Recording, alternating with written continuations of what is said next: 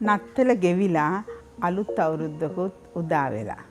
මම හිතනවා ඔයගොල්ලෝ හැමෝම පහුණු සාමයෙන් පිරුණු නත්තල හැමෝම ගොඩක් ආදරයෙන් සමගියෙන් සමරන්න ඇති කියලා. ඉතින් ලැබුවා මේ අවුරුද්ද ඔයගොල්ලෝ හැම දිනාටම මානසික ශාරීරික නිරෝගී සුවය ලැබිලා කරන කියන වැඩ කටයුතු සාර්ථක කරගන්න හදවතින්ම ගයානි ක්‍රියේෂන් YouTube channel එකෙන් හදවතින්ම සුබ පතනවා. ඉතින් මේ අවුරුද්දේත් ඔයගොල්ලන්ට රසවත් ආහාර වට්ටෝරු මම අරගෙන එන්න බලාපොරොත්තු වෙනවා. ඉතින් අදත් බලමු අලුත් අවුරුද්දේ ඔයගොල්ලන්ට මම ඉදිරිපත් කරන්න යන රසවත් ආහාර වට්ටෝරු වලින් අද ඉදිරිපත් කරන්න යන මොකක්ද කියලා. බලමු දෙහෙන. අද මම ඔයගොල්ලන්ට කියා දෙන්න හදන්නේ රසම රස ඩ්‍රින්ක් එකක් හදන හැටි.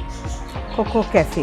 ඔයගොල්ලෝ මේ විදිහේ ඩ්‍රින්ක් එකක් හදලා තියෙනවද කියලා බලන්න හරිම රසයි. බලමුද අපිට මේ ඩ්‍රින්ක් එක හදාගන්න අවශ්‍ය අමුද්‍රව්‍ය මොනවද කියලා. මම මේකට milk maid 510ක පමණ ලොකු ටින් එකක් අරන් තියෙනවා.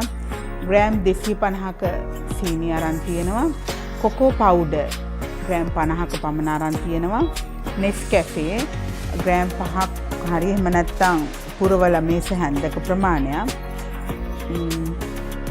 රෝස් කරගත්තු කජු ස්වල්පයකට අරන් තියෙනවා. එනසල් ගෙඩි 3-4ක් පමණ. ඒ වගේම වතුර උණු වතුර ලීටර් 3ක පමණ ප්‍රමාණයකුත් අපිට අවශ්‍ය වෙනවා. අවසානයේට අපිට අයිස්ක්‍රීම් උත් අවශ්‍ය වෙනවා. අපි දැන් හදන හැටි බලමුද?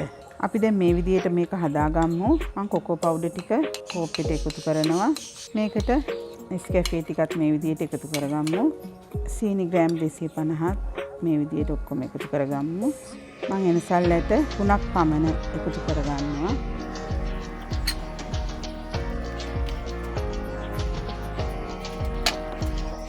මේ විදිහට හොඳට කලවම් කරගෙන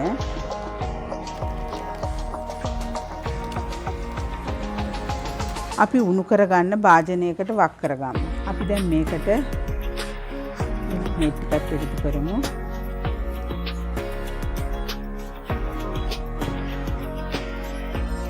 මම ඔයගලන්ට කිව්වා අපි උණු වතුර ලීටර් 3ක් පමණ අවශ්‍ය වෙනවා මේ දෙයට. දැන් මේක මේ විදිහට අපි ටිකක් උතුරව ගමු. ගොඩාක් උතුරව ගන්නත් එපා. විනාඩි 2ක වගේ පමණ කාලයක් අපි මේක ටිකක් හොඳින් රත් කරගමු. මොකද අපි උණු වතුර දාලා තියෙන්නේ.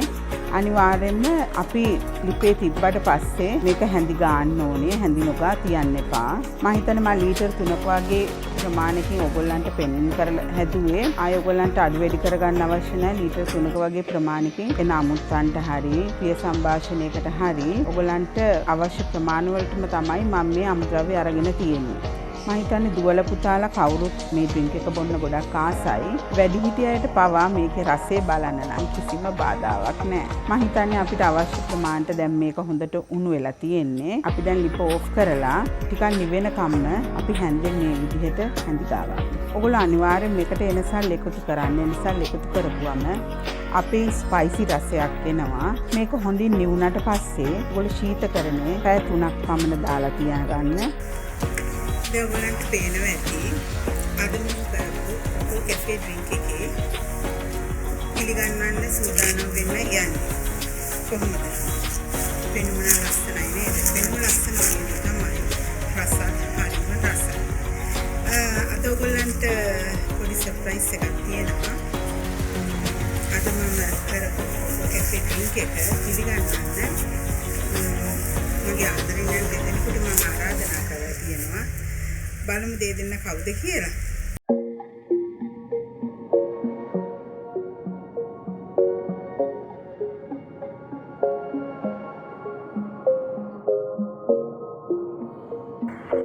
මම ඉතින් ඇත්තටම මේ මම දන්න කියන දුරන කියන කෙනෙක්ගේ කියන්නේ ගායන ක්‍රියේෂන් කියන මම ඒ YouTube channel එකත් එක්ක බැඳිලා ඉන්න කෙනෙක්. ඒක නිසා මම දන්නවා ගයානිගේ මේ හදන කැම්පේන් වල සෝෂල් මීඩියා ගැන විශේෂයෙන්ම කියන දේ නැහැ. කොයි දේ හදුවත් රසයි.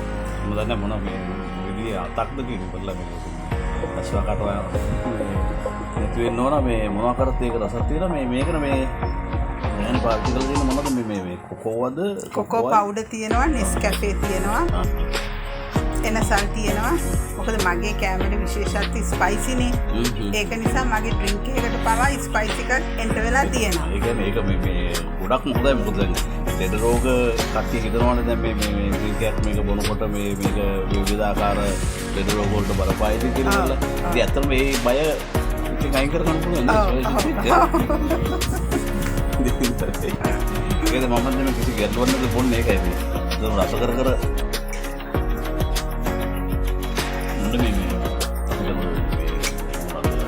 ඒකට ගිහිල්ලා බොන ඩ්‍රින්ක් එකක් වගේ නෙවෙයි ඊට වඩා මේක අපි ගෙදරම හදාගෙන හදන ගෙදර තියෙන රසයේ සුවිශේෂී රසයක් තියෙනවා. Thank you. ඉතින් ඔයගොල්ලෝ අදත් මගෙත් එක්ක සම්බන්ධ වෙලා හිටියට ගොඩක් ස්තුතියි. ඉතින් මේ වගේ මගේ තවත් විශේෂ බීම වර්ග ආහාර වර්ග මේ හැම දෙයක්ම ඕගොල්ලන්ට දැක බලා ගන්න අත්විඳින්න අනිවාර්යෙන් මගෙත් එක්ක අත්වල බැඳගෙන ඉන්න. මතකයිනේ ගයානි ක්‍රියේෂන් YouTube channel එකෙන් ඕගොල්ලන්ට දෙන දේවල් අතිශයින්ම වැදගත් වෙන්නේ ඒ දේවල් තුල කෙමිකල් කිසි දෙයක් නැමැති නිසායි. ඉතින් අදත් ඔයගොල්ලන්ට මගෙත් එක්ක රැඳෙන හිටියට ගොඩක් ස්තුතිවන්ත වෙනවා. තවත් ලස්සන දවසකින් මුණ ගැහෙන බලාපොරොත්තු වෙමින් ඔයගොල්ලන්ට මම ආදරෙන් සමුදෙනවා. මතකයිනේ subscribe කරලා like එකක් දාලා comment එකක් දාලා මට support එකක් දෙන්න. ස්තුතියි ඔයගොල්ලන්ට.